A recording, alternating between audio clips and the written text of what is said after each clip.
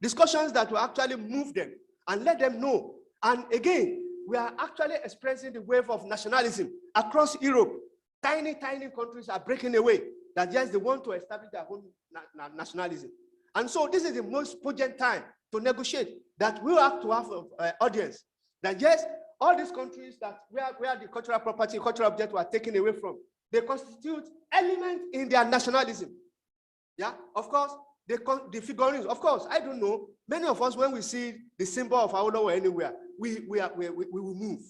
Even the symbol of Awolowo. Or when we see, okay, despite the fact that yes, Ijesha may be fighting Oyo may be, talking about Ekiti may be talking about Gomina and all sorts. But the moment you now see somebody now talk and say, we are children of Oduduwa, all of us will now come together. So that is the essence of this cultural object, one of the essence of this cultural object. And so the government should see it from that delight, that civic nationalism that has actually invaded Nigeria can be reworked and can be made stronger with this cultural object, if we actually negotiate for it. Then again, there is also no political will to fight for this thing. Yeah, it's just a one time when the issue is at the peak, people will negotiate, and then then they still withdraw, they still go back, they withdraw, So there's need for consistency, and then the political will must have to be very strong. Then poor local valuation of a cultural object, which is still very rife in our community. People still don't believe that cultural objects are treasures. It's only an academic exercise. They see it as an academic exercise. I know my mom, when it comes to my house and he sees the Igboku portrait, he sees the local portrait, he says, Oshatiwa di Ogboni, Oti Dorisha. You are now a traditional religionist and this and that. So, of course, I know some of my brothers who are so fanatic in Islam that will not want to sit down in my sitting room. Yeah, I know. My wife want to have his Salah prayer. That's a 5 daily prayer. He will turn all those objects, face them, turn them to face the wall. And I begin to look at him, what does that have to do with your faith? It has nothing to do with your faith. It has nothing. If you can put the symbol, the crest of Islam, and then you face it and then you believe that God is there. So why not? If that is what you want to believe in, why can't you just do it and then it's just symbol of expression of faith, if you take it that way. But for me, that put it there, I just put it as a research endeavor, not just for anything, in memory of where I come from, in memory of who I am. Of course, the very first thing we need to define is who are you? The moment you cannot define who you are, then you are nothing. You are persona non grata on this heart. If you cannot define whom you are. And so the part of element that will make us to define whom we are, they are our cultural objects. So then we also have intragovernmental conflict in Nigeria. Yeah, like the case of Edo State, where they got a return of 3,000 cultural objects. We are now become the object of a crisis between federal government, then the Edo State government, and only President Buhari came to rescue. Just about 3 months ago, he set up a committee and said, okay, let's look at the areas where federal government will intervene to ensure that we have a judicious use of this, where the Edo government should also intervene. Yes, we thank Godwin Obaseki because he did a very good job together with Lai Mohammed. The two of them did a very good job. They set up international committee to negotiate for the release of this cultural object, and it worked.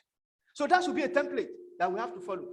So, and the responsibility of the federal government hence there. Once the cultural object got into Nigeria, they should be handed over to the palace. If the palace now say, yes, we don't have the mechanism to keep them, give us this, give us that, then they can answer, yeah. Of course, Edo Palace cannot collect a revenue. Revenue that will be generated from this will belong to the government. Just Edo government just want a royalty that it is their making, it is their object that are made by their people. And they symbolize the history of Benin. That object symbolizes the history of Benin. It defines who the Benin people are. It gives them the memory of the past. That's exactly what the palace wants.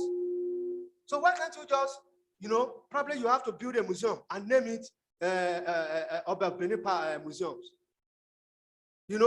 And name it there and then give them some certain privileges. So this intergovernmental conflict is another problem. And so The current wave of repatriations of Nigerian looted cultural property is highly commendable, like we said. And sincerely, I don't know, for me, I still hold I'm still a skeptical person because I know what goes on into North-South relationship, international relationship. I'm not too sure if the countries that are returning are highly sincere. But that's a question mark. It's not yet proved that they are not sincere, but I doubt it. I doubt it. So,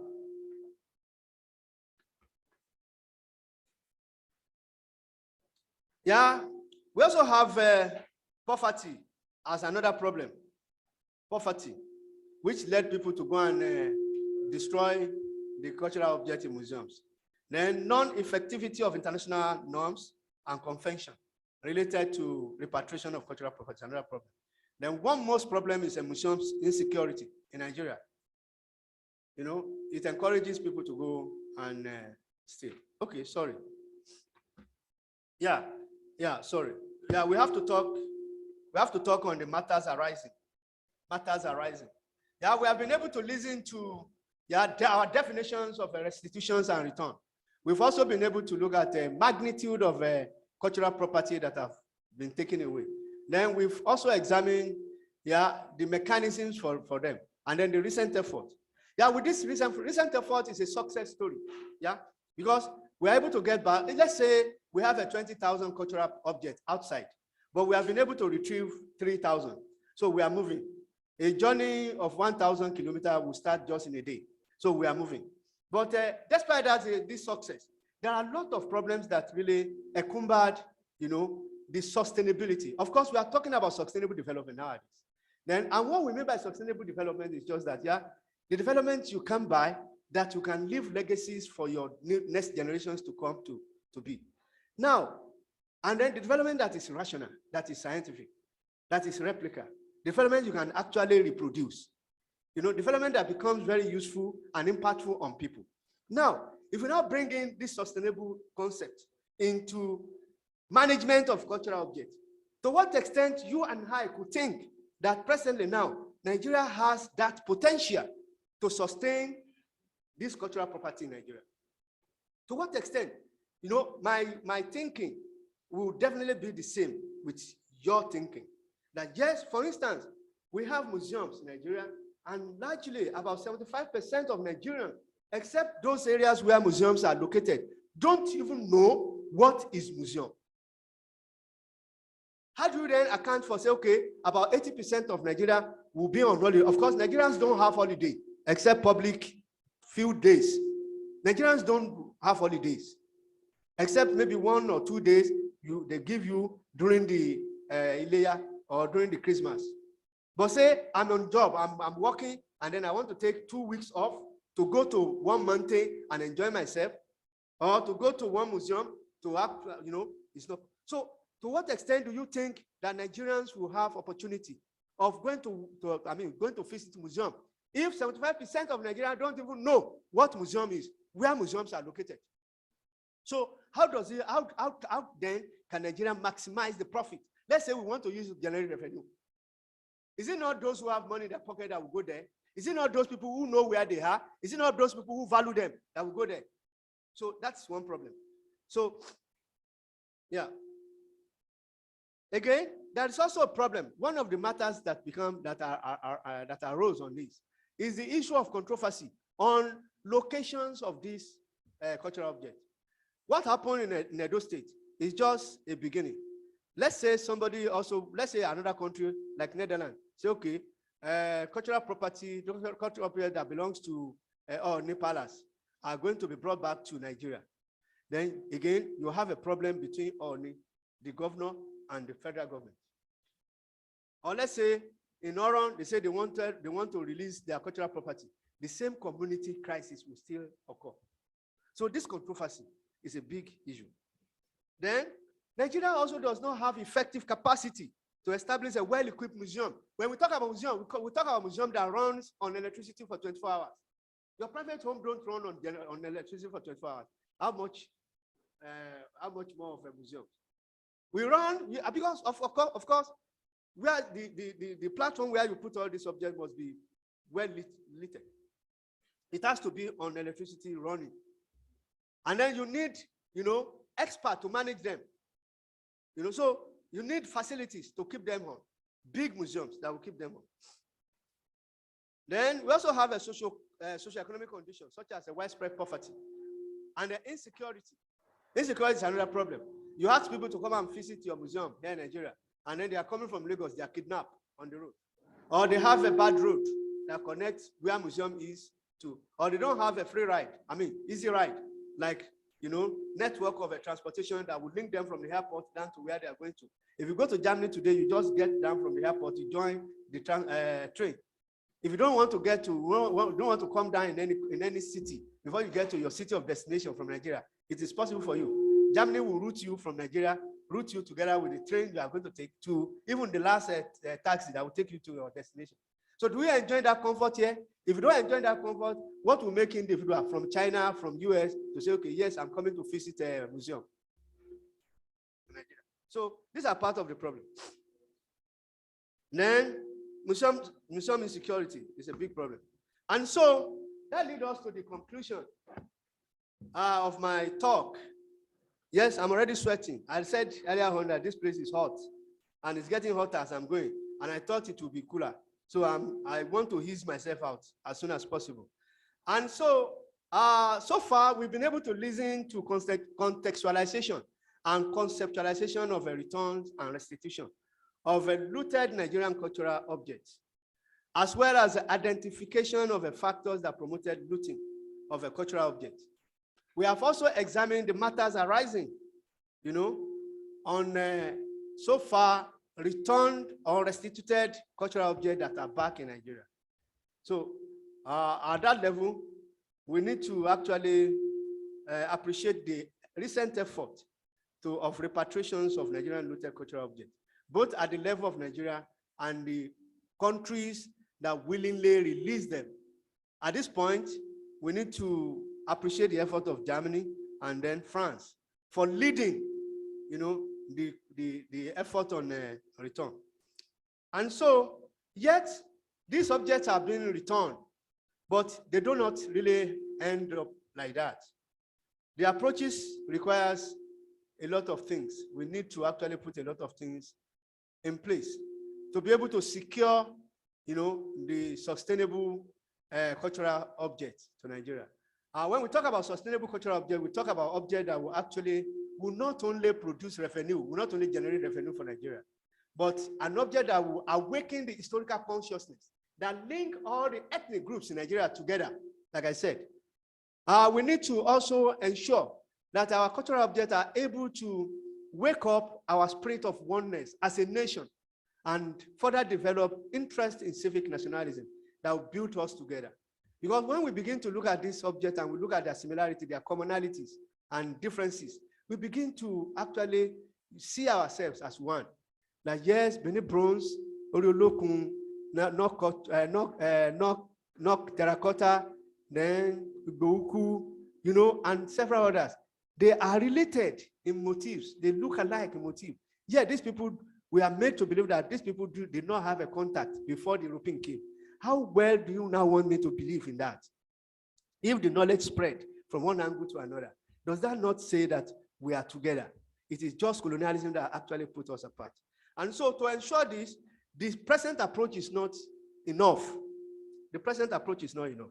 Definitely there is need for swift responses to the willingness of the host country who want to repatriate the cultural object back to Nigeria.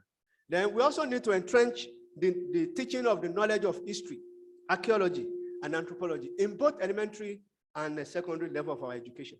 Because this is the only way our children, our generations to come, will begin to know right from their birth that cultural objects are meaningful. They are treasures.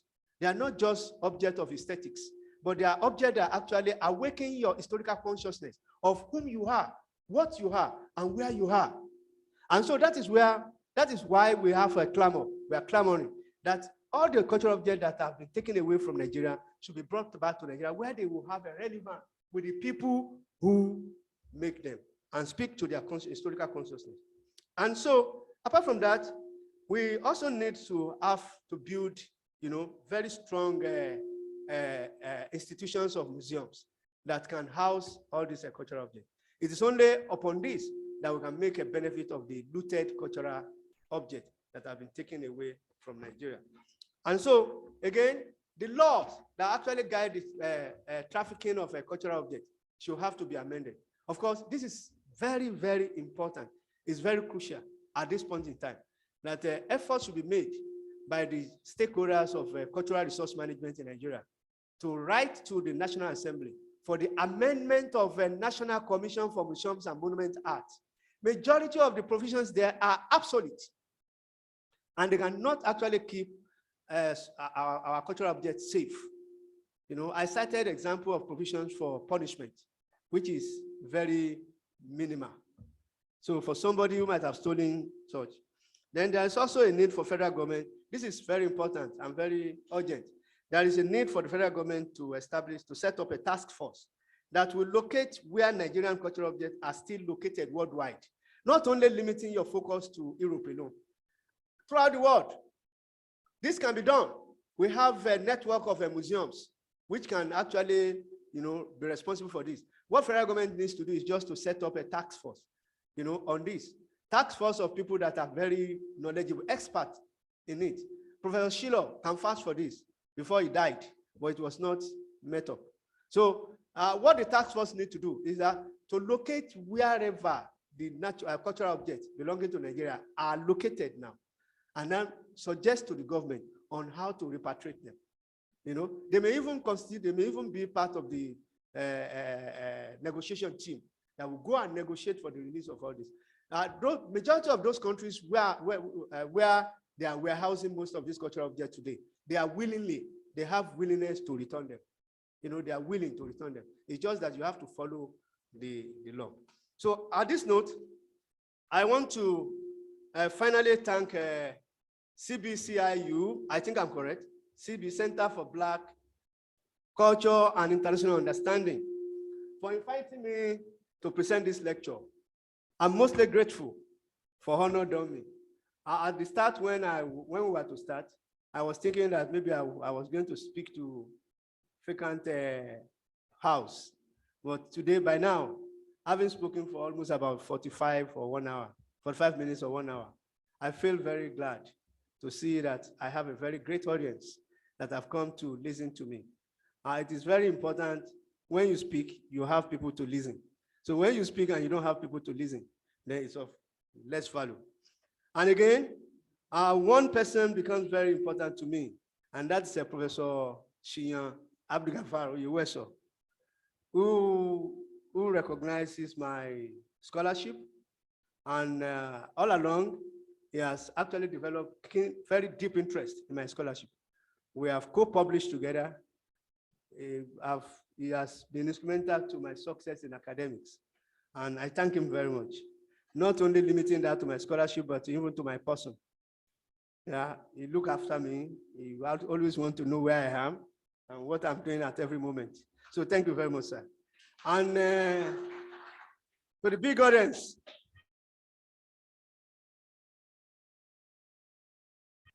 you have spared your time for me to listen to me.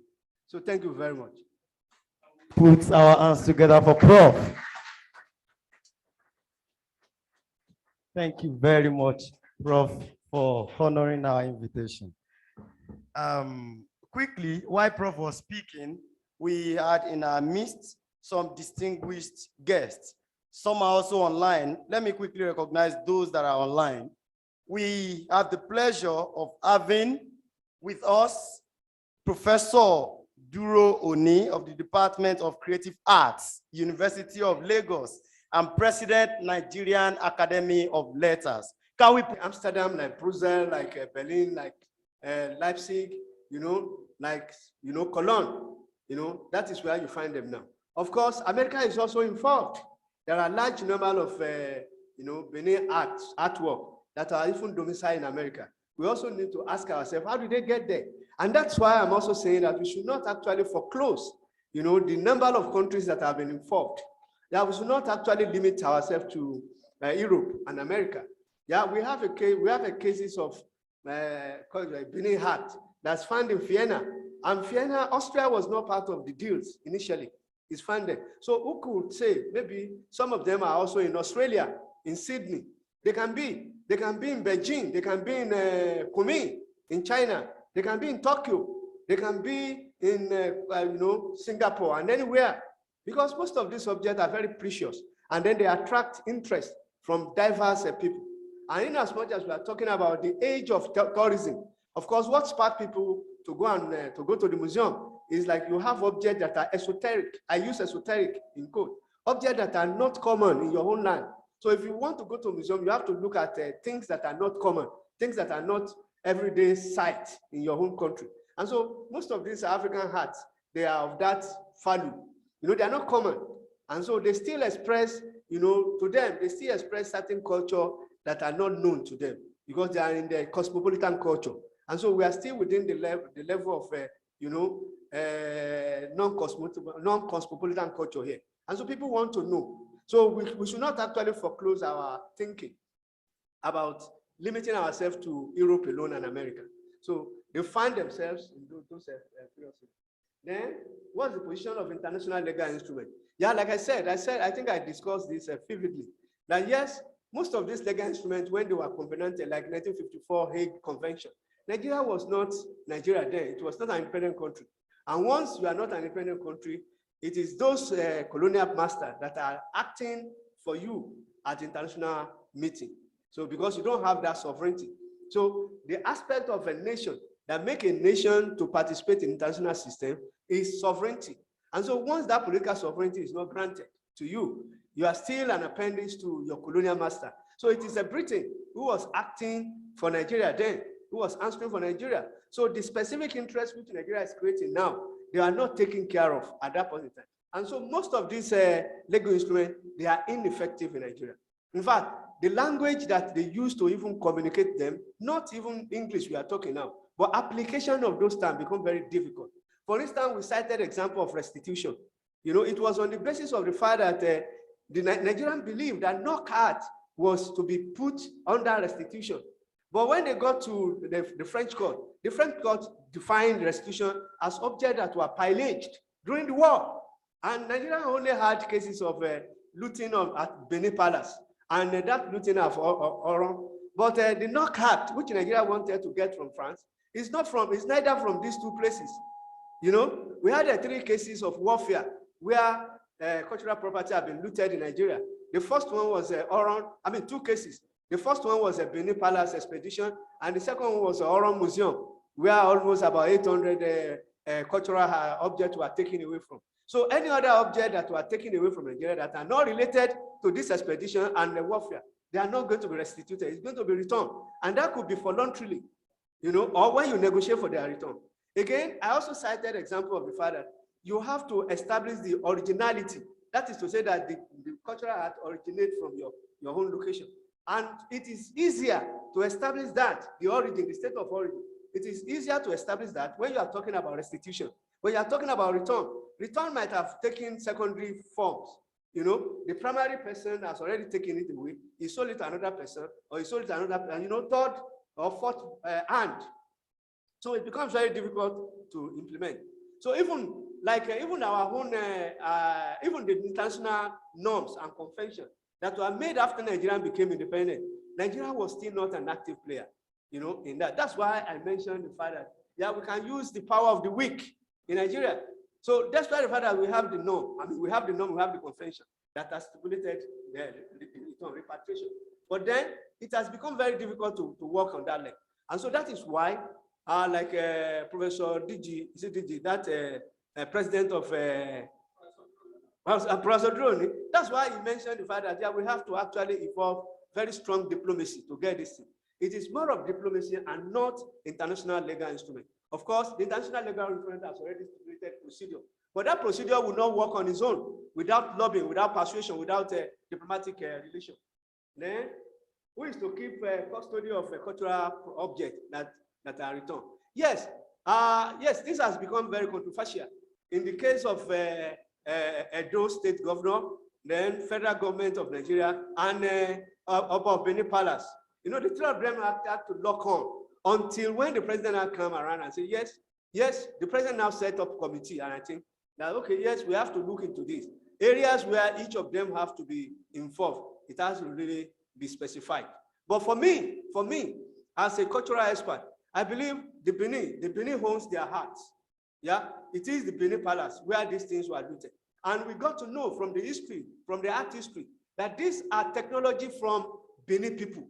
So it is not technology from Yoruba land here. It's not technology from North area. It's not technology from Hausa Fulani. It's not technology from Ibibiu. It's not technology from Igbo.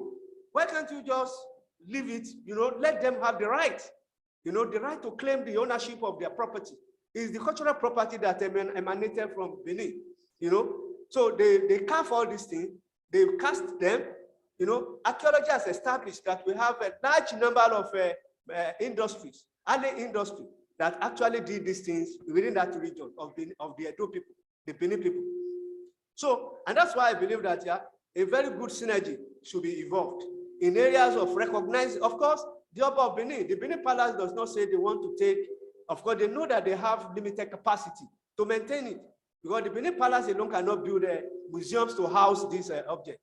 But all what they want is that the right of ownership should be given to them. That these are Benin, probably the building of the museum should be within the palace area, And of course, I believe the federal government will not want to build a museum. Of course, there is a museum that has already built in Benin, where they want to house this. And then the Governor Baseki was instrumental to building that museum. And he has done well to even build that museum in Oredo local government. That is where the palace is situated, very close to the palace. And I think that is what we are saying. Yeah, the federal government should recognize the fact that yes, it is for them. Because we even have it in the Hague Convention that the originator of this cultural property must be recognized. That is even on the basis of restituting them. That yes, the war was caused here, it was fought here, it's your property that we are carted away and we are giving it to you.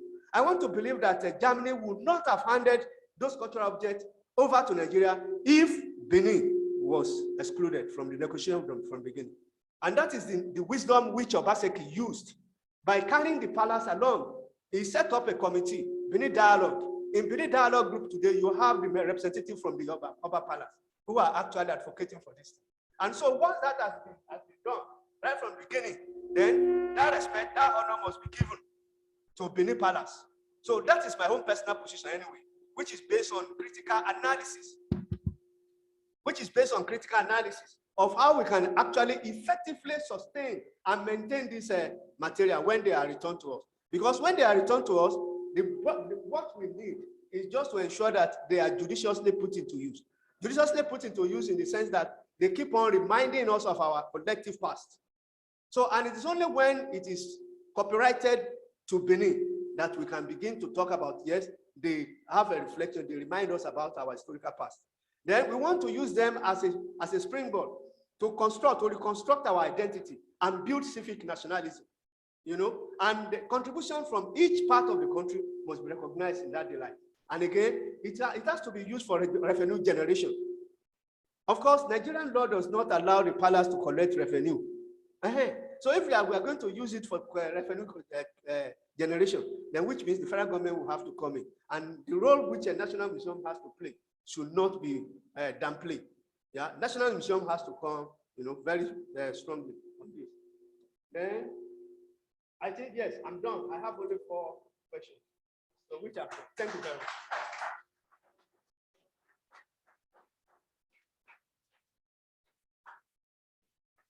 Thank you very much, Prof.